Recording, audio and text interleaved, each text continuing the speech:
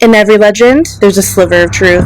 In every tragedy, a forgotten warning. They were both found dead is your guide through the eerie and the unexplained, where history collides with horror, and not everyone makes it out alive.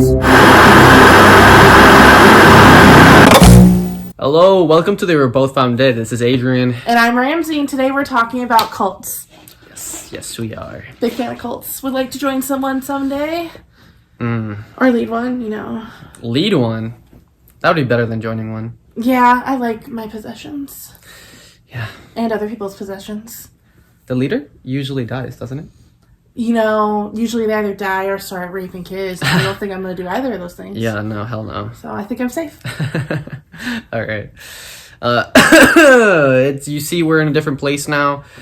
We're going to be shifting a lot our places we're filming. Our life is fluctuating. Yeah. So right now, this is just my apartment.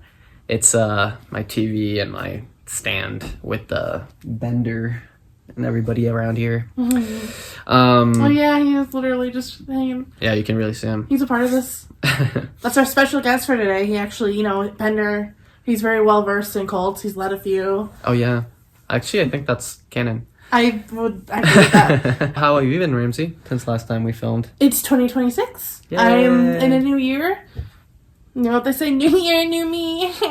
What is going to be different this time, Ramsey? I hope a lot. I hope a lot. Most things. Yeah, I'm also sick, so I'm going to be coughing throughout this. Oh yeah, if you're wondering why he sounds like an old man. Not all the time, but some of your throat noises are giving. Yeah, it hurts. Shit. It's gross. I don't like it. So, sorry.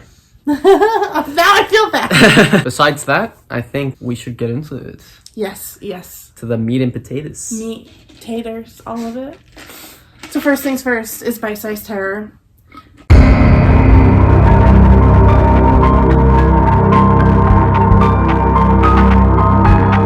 It's January 1977, upstate New York. The kind of winter where even your eyelashes freeze, and the only thing moving outside is the wind. Lake Erie had already frozen solid weeks earlier, which sounds peaceful, right? A frozen lake? No. That just meant the winds could scoop up all that dry, loose powder sitting on top of the ice and launch it straight into Buffalo like a snow-powered sandblaster. What happened became one of the strangest, deadliest blizzards in American history. Winds over 60 miles per hour, drifts stacked higher than second-story windows, entire highways swallowed. I hate the winter. Mm-hmm. This would be like your worst nightmare? Yeah. Cold sucks. Have you seen Krampus? No. It's giving Krampus. Have you seen Everest? No. It's giving Everest. Well, shit. Somewhere in the middle of all that chaos came these sightings. Oh. What do you think people were seeing?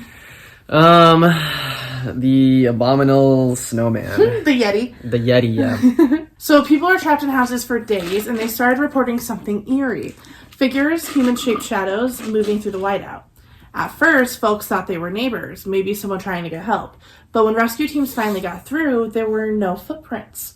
Oh. Not a single track leading to or from where those figures had stood. Where like a ton of people had seen these. Wasn't it like a snowstorm though? Yes. Wouldn't that cover the... Well, yeah, but imagine, okay, so it's this frozen lake, and you see people out there all night, moving around, needing help. And then you go out there, and there's zero signs of people, and zero signs of anyone needing help, but it was like one spot. Oh. It's like, where'd they go? Why is there literally not a single sign of them? That's crazy, yeah. These weren't just one-off hallucinations from people trapped too long indoors. Police officers, snowplow drivers, National Guardsmen, they all described the same thing. Tall, dark silhouettes walking calmly through the blizzard.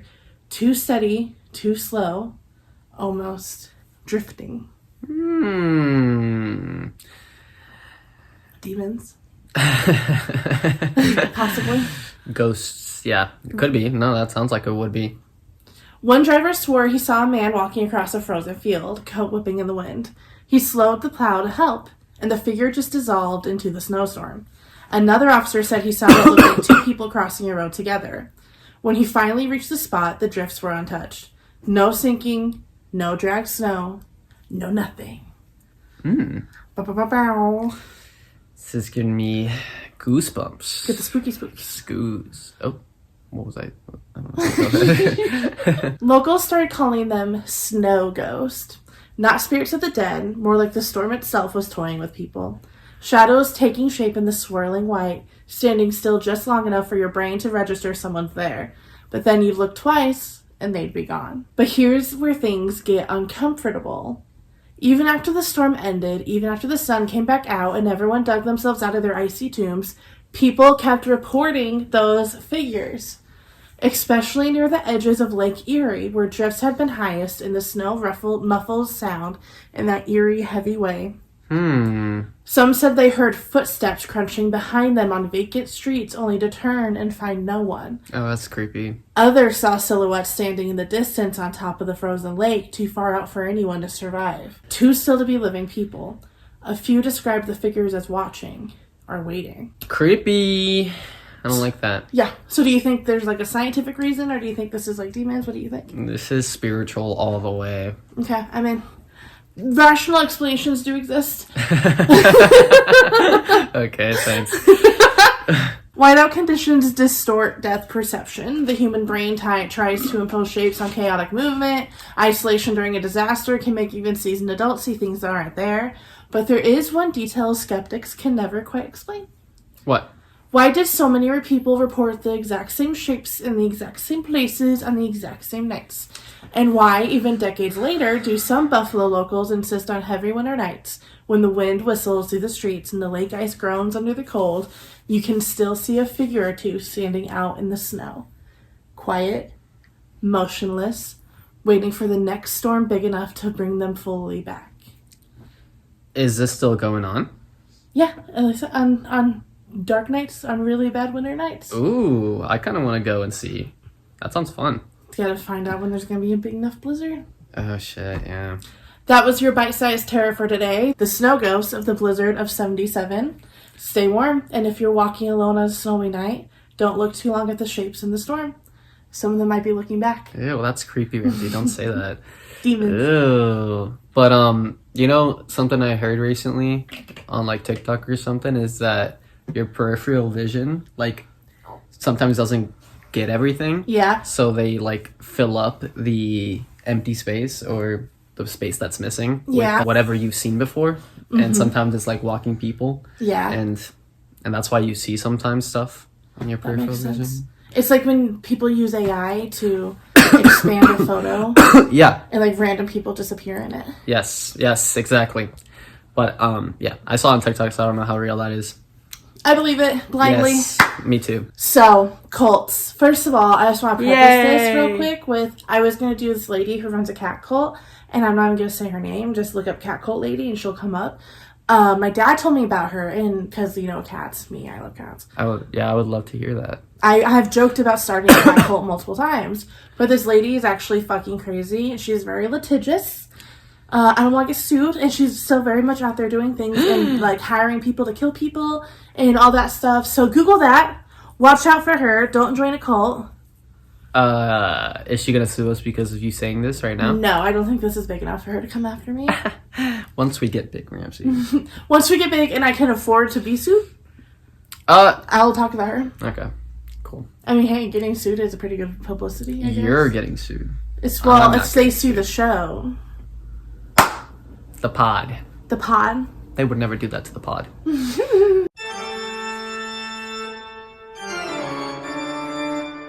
When people ask why the Fundamentalist Church of Jesus Christ of Latter-day Saints, or the FLDS, is considered a cult, the answer is not about beliefs alone. It's about power, control, and harm.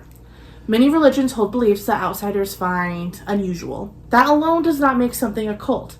What places the FLDS into cult territory is how authority is structured and how members are controlled. At the center of the FLDS is an absolute leader. For decades, that figure was Warren Jeffs. He claimed to be the only person who could speak directly for God.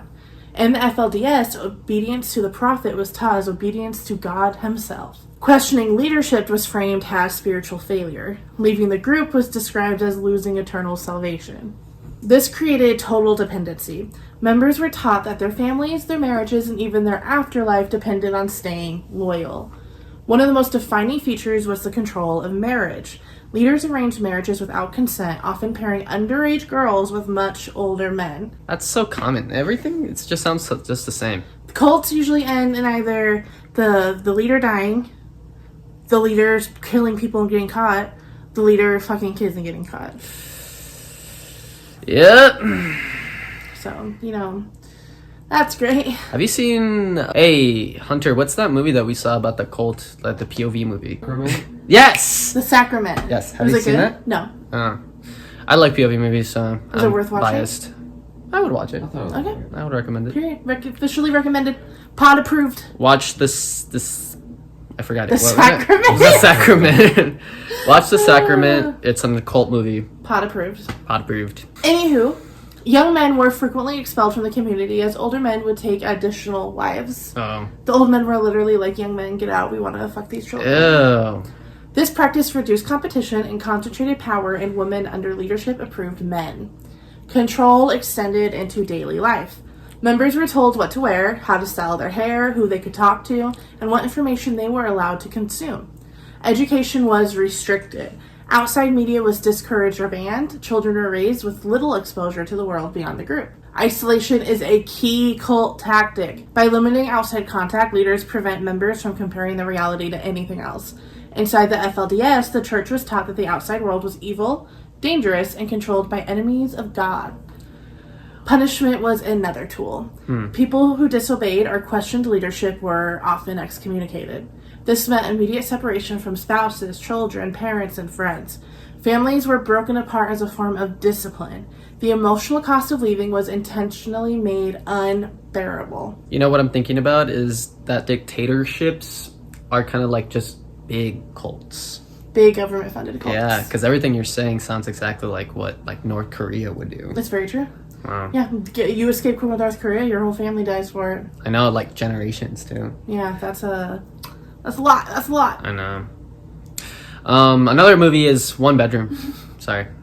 One Bedroom is an excellent movie. Yeah. Former members have described an environment ruled by fear. Fear of eternal damnation, fear of losing family, fear of being cast out with no education, no money, and no support system. That would be hard to leave. Yeah. Legally, the group drew attention because of systemic abuse. Investigations uncovered sexual abuse of minors, forced marriages, physical punishment, and financial exploitation. These were not isolated incidents, but patterns tied directly to leadership decisions. Experts who study cults often look for specific markers: absolute authority, suppression of dissent, isolation from society, control over relationships and reproduction, use of fear and punishment to enforce obedience.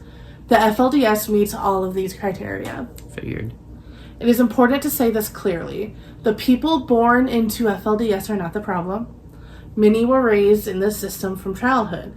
They were taught that obedience was survival. Leaving often meant losing everything they have ever known.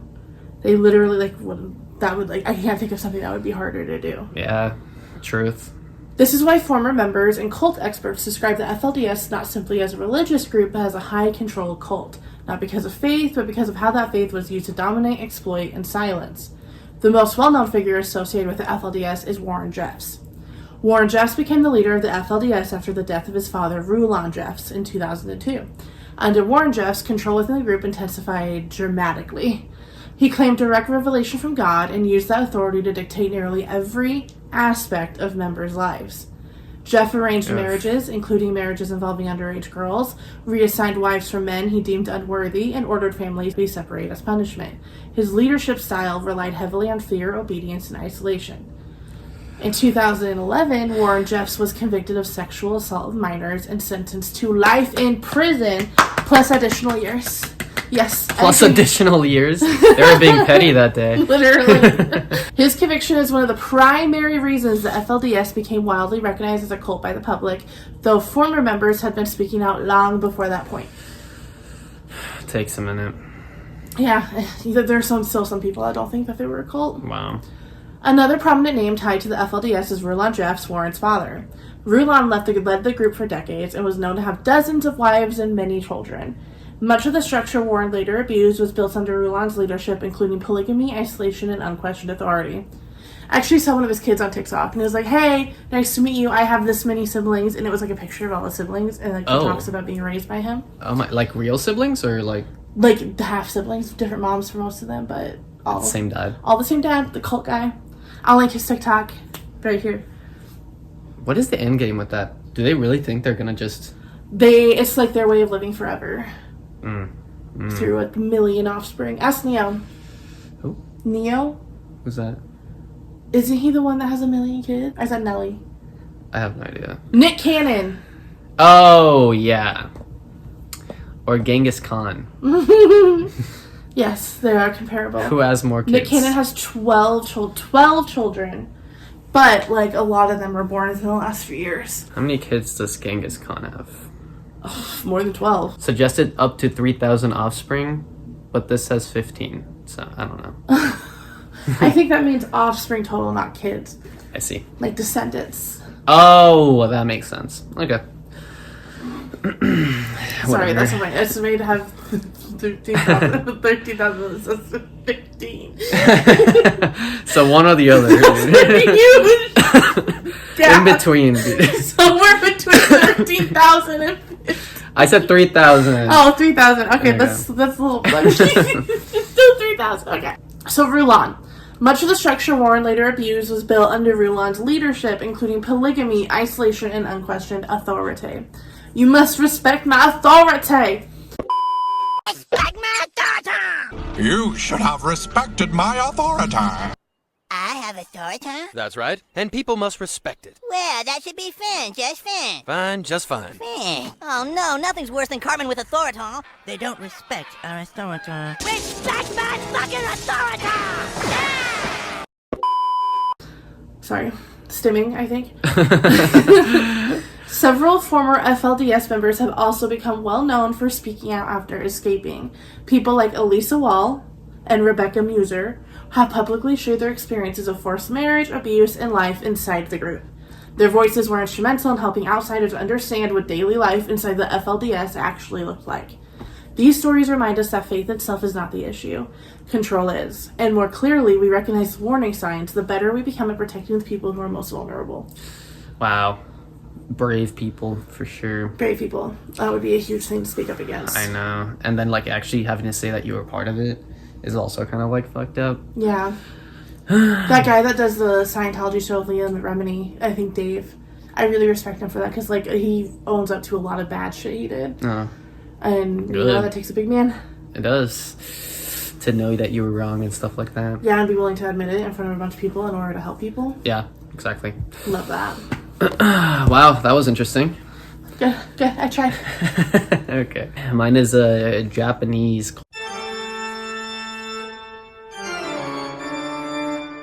In the 1980s, Japan was booming. The economy was strong, technology was advancing rapidly, but beneath the surface, many people, especially young professionals, felt disconnected.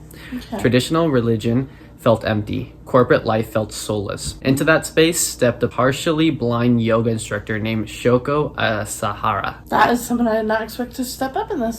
Asahara founded Aum Shinrikyo in 1984. At first, it didn't look like a cult. It presented itself as a spiritual movement blending Buddhism, Hinduism, and apocalyptic. If people are talking about the end of the world, GTFO. Apocalyptic Christianity. Meditation, yoga, and enlightenment. So a lot. Yeah. Asahara claimed he could levitate. He claimed he could read minds. Eventually, he claimed he was both Christ and the Buddha, sent to save humanity from an inevitable apocalypse. This sounds just like all the other cults. Like, how do you not... It's the same story over and over. Yeah, I know, again. but it's like vulnerable people. People that... Yeah, they just want a family to belong to. True. Like, they don't really even give a fuck about what the guy's saying or anything like that, right? Or no? As long as it connects, not really. The message resonated especially with scientists, doctors, engineers, and elite university graduates. That's scary. These were not people on society's fringes. These were people trained to trust logic. Aum taught them something else. That the world was corrupt, the government was evil, that the end was coming soon. I mean, I agree with half of that. I know. I mean, I feel like... Are we I feel like... I agree with that. And that salvation would only come through Asahara. Inside Aum compounds, followers were isolated from their families, sleep-deprived, fasting, and sensory manipulation were common. Members were encouraged to donate everything they had, money, property, even their children, to the cult. Okay, Sea Org. Are we getting it? Now we're getting it.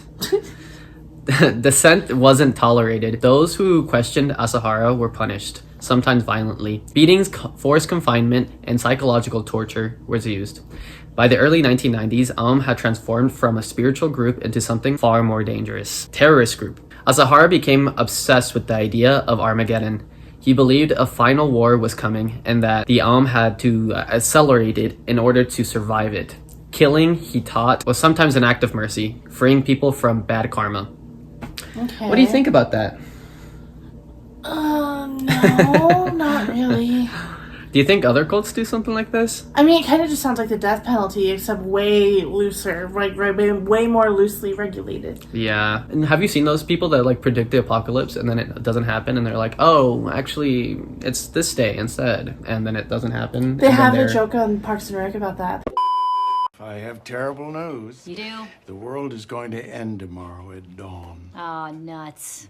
You sure it's tomorrow? Afraid so? Soon after. All the scholarly work that I did on these texts indicated that the world would end. Oh, gosh, I'm as disappointed as you are, Herb. Yeah, but I went home and began to reevaluate the texts. You don't say. And I realized that I'd made some crucial errors. Well, math is hard. The actual end of the world is May 19th. Okay, let's see what we've got. On the 19th, we can't give you the park. We have a spring spectacular free ice cream giveaway.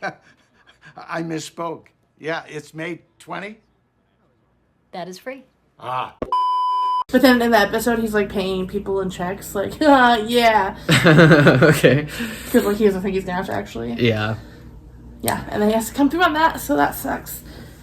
This belief led Aum down a bad path that no modern religious group had ever taken. They began developing chemical weapons.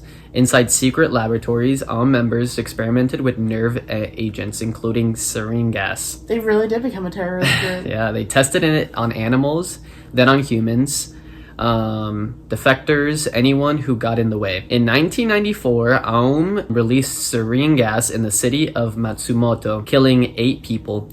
The group wasn't publicly identified at the time. Authorities failed to act. That failure had consequences. On the morning of March 20th, 1995, Aum members boarded multiple trains in the Tokyo subway system. During rush hour, they punctured bags of liquid sarin with sharpened umbrella tips and exited the trains. The gas spread quickly. Commuters collapsed where they stood. Some went blind, others suffocated. 13 people died. Thousands were injured. So yeah, terrorist. 100%. That's really bad. I can't believe I've never heard of this. Yeah, I don't know. It wasn't even that long ago. No, it wasn't. Like the 90s. Cody was 2. Oh my god. No, I don't know. Horrible things happen every day. The horror in your voice. Japan was stunned. This wasn't terrorism from outside the country.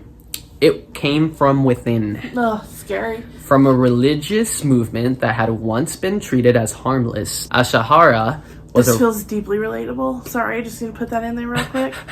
As an American, I'm quaking in my boots. Asahara was arrested shortly after. In 2018, he was executed along with several senior cult members.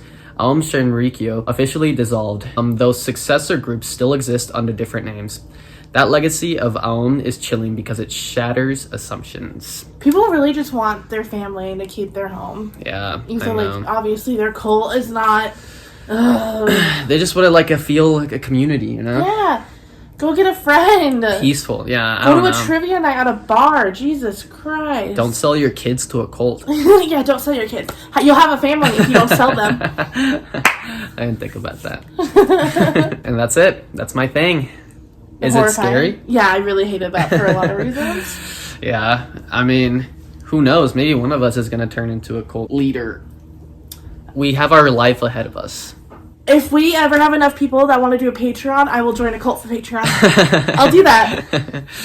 I'll sell my soul. I mean, we could make a cult on the Patreon. We would make a good cult for once. I would make a cat cult, but where we actually helped cats, not one where we kill people and make you pay us to take care of cats that we got for free. A non-profit? Yeah, like an actual nonprofit where we help them instead of money hoarding. Ooh. I hope that lady never sees this. I'm quaking in my boots some more. Alright, so this is our first 2-part one that we're actually filming before, after we made the decision for 2-part. So this is the end of part 1. I hope you've enjoyed it. I hope it made your heart happy. making that face? I don't know. We are going to be continuing with 3 more tales. Continuing. In part 2? Yes. Come back next week if you're watching this when it came out. Go to the next video if not. Bye!